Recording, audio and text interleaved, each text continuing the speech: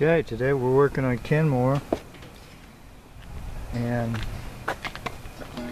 gas dryer's not heating.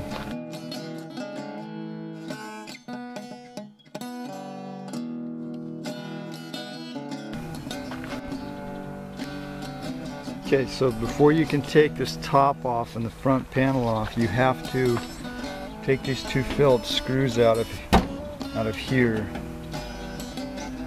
to remove the panels. So we got two nuts on each side. I usually just set them here in this hole. Take these out.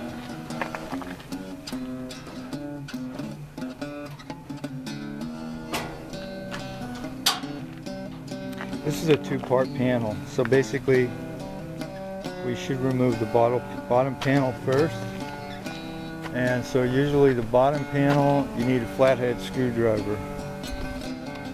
Okay, so the bottom panel here comes off by pushing the screwdriver in and pushing these tangs down. So we already took that loose. Show you the model number here. Take a quick look inside. Everything looks okay. We don't see a lot of lint built up or anything, which is good. Flappers aren't loose or anything. Okay, so in order to take this front panel off, you have to take the springs loose, and these springs sort of go like this, and they'll hook on to here. That hold the door and kind of makes the door shut. And so the next thing you have to do is reach in here and pull this belt off. See how this belt's lined up here? Basically we'll just pull it off like this.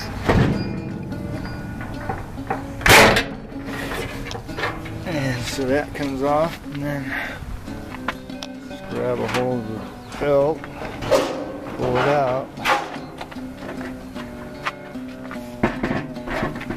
Look.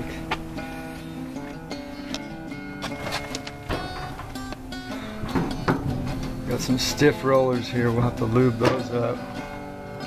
The idler's okay. Motor should be cleaned out with a brush or something. Make sure your unit is unplugged. Roller's a little bit stiff. This roller looks a little bit wobbly too. Ching ching. Score. Anyway, yeah. So next thing we're going to do is check some of the fire components. Okay, so first thing we're going to do is check the coils. And so basically, set the meter on ohms. Should have continuity here. And so I've actually already checked this, but basically from side to side here should show continuity.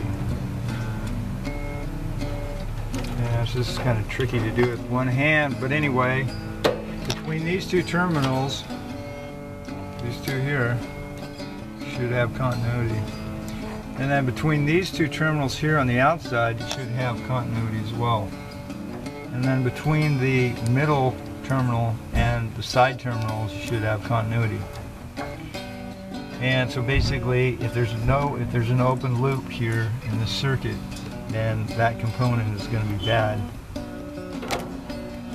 And so next we're going to check.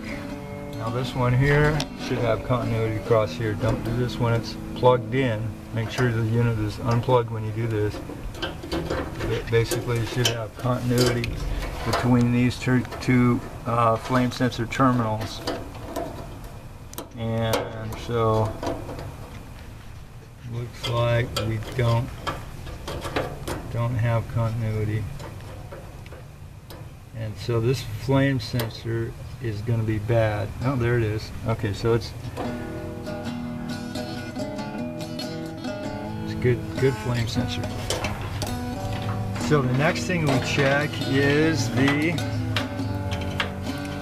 igniter.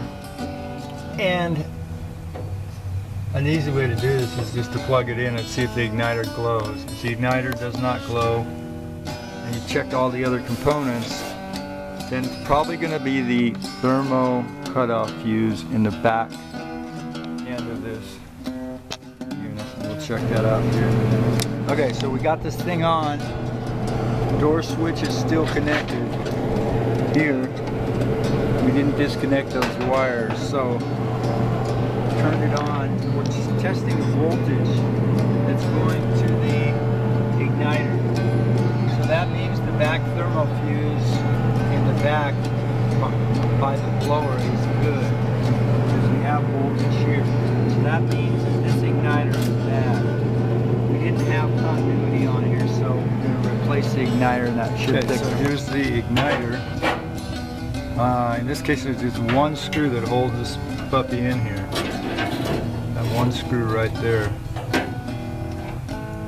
And you can see it has a noticeable burnt spot right sort of in the center.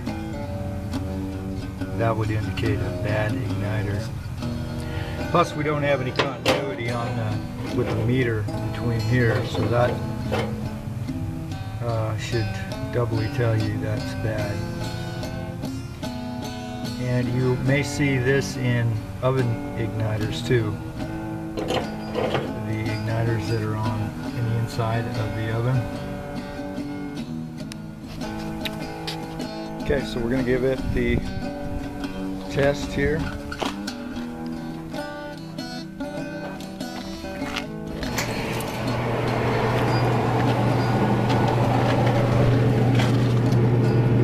Inside here we should see the igniter start to glow. Yes, we've got fire in the hole.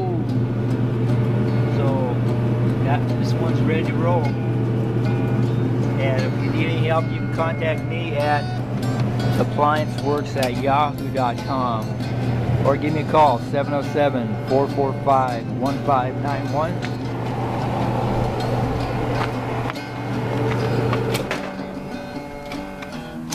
Okay, so these Kenmore dryers were pretty cool.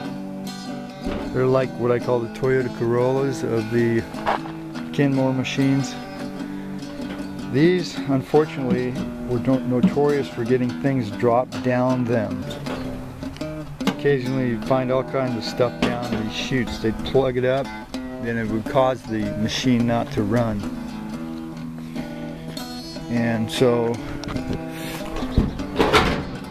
it's always important to make sure that you have good airflow in your ventilation system. Otherwise you'll have problems.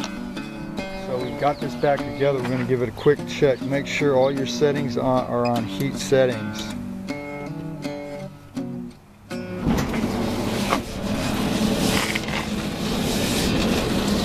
Okay, so we got the belt is on good.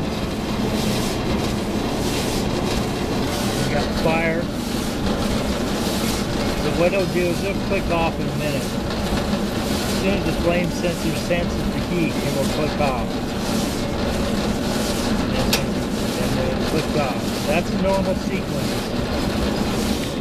It will turn on. The flame sensor over here will sense the heat and then shut off. And it'll shut that igniter off, and then the gas would normally flow in, but the gas is not hooked up right now.